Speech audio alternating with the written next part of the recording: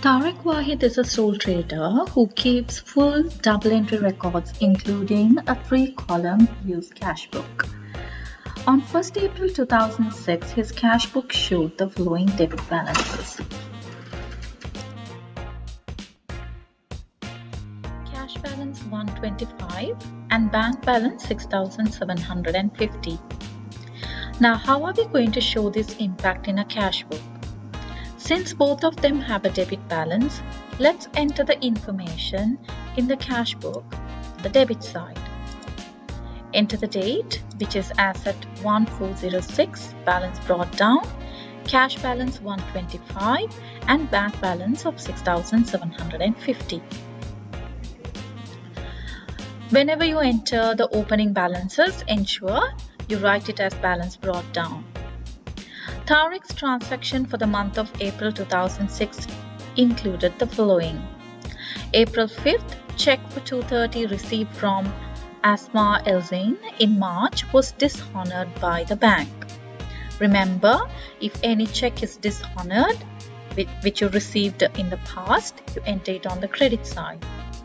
Enter the date, followed by from whom did you receive the check and was rejected. So mention dishonored check and enter the amount in the bank column. 10th, received a check from Muhammad Riaz in settlement of his account 480 after deducting cash discount of 2.5%.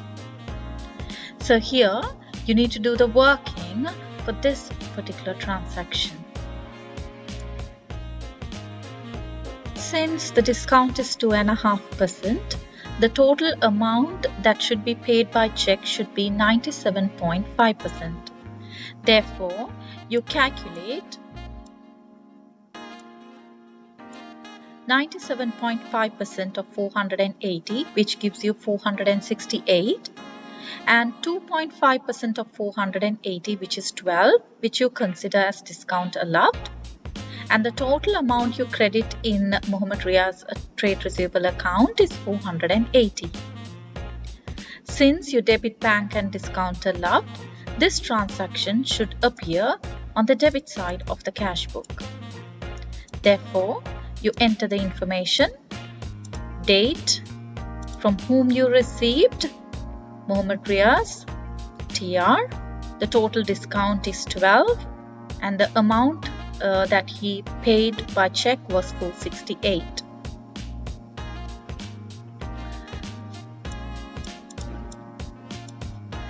Sixteenth, paid totaling 9,980 for a new motor vehicle costing 9,900 and repairs to existing motor vehicles were 80.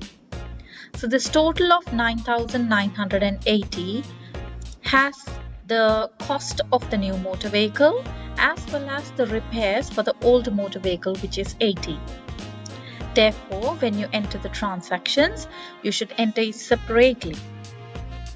So in total, you enter in the bank column an amount for 9,900 for motor vehicle and 80 for motor vehicle repairs.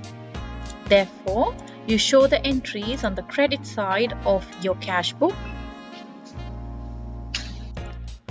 Enter the date 16/4/06, motor vehicle worth 9,900, followed by motor vehicle repairs worth 80. So ensure you show the amount separately, which should reflect in the cash book in the bank column. 24th, paid Salma Abbas a check 546 to settle the amount due after deducting a cash discount of 14. So here the information is very clear and there isn't any requirement for calculation of the discount value or the amount that you pay for Salma Abbas. So total due we do not know, but you paid by check 546 and you have received a discount for 14. So the total amount due should be 560, 546 plus 14. Since it's a payment, you enter the information on the credit side. It occurred on 24th. To whom you made the payment for Salma Abbas trade payable. Discount received is 14 and the value of the check is 546. Transaction which occurred on 29th, cash sales amounted 2,150. So cash comes in and sales you credited.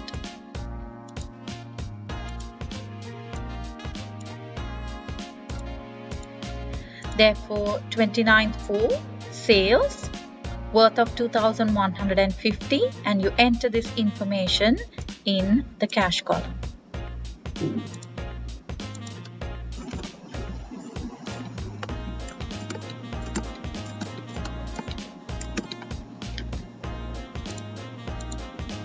The last transaction on 30th, this is a bit of a tricky transaction. You're keeping only 100 in your cash and the rest you're going to deposit to the bank. So how do we complete this transaction? First of all, remember, you go to the credit side, enter the date, end of month date followed by balance carried down.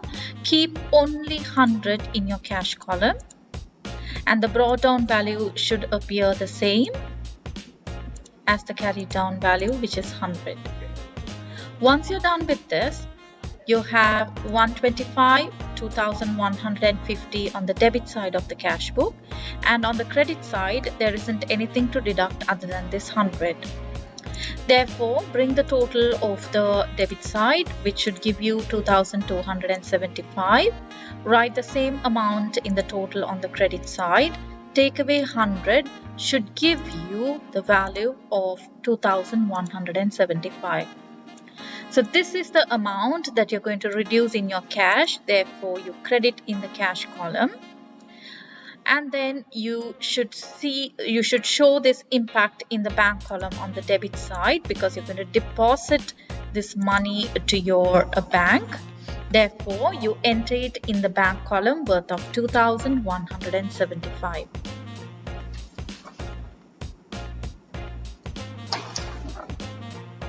Now, let's balance off the discount column. There isn't any carried down, brought down for discount. Therefore, you show the total of 12 over here and discount received the total of 14 over here. There isn't any requirement to write balance carried down or brought down for discount columns. Now, let's balance the bank column. You can see the debit side, you have 6,750, 468, 2,175. On the credit side, you have 2,230, 9,900, 80 and 546. Now, let's find out the total of the debit side of the bank. You can find out the total amount of a bank on the debit side is 9,393.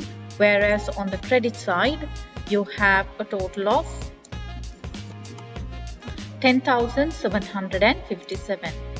So write the greater number total amount in over here. So let's enter that amount, which is 10,756. Bring the same balance over here. Find the difference between 10,756 and 9,393, which should give you a balance of 1,363. Now, let's enter the date followed by balance carried down. Brought down should go onto the credit side and followed by that the amount in the bank column, which is 1,363. Now, this is how you post entries to a cash book. There were some tricky transactions that you need to be really careful with, and along with discount received and discount allowed calculations.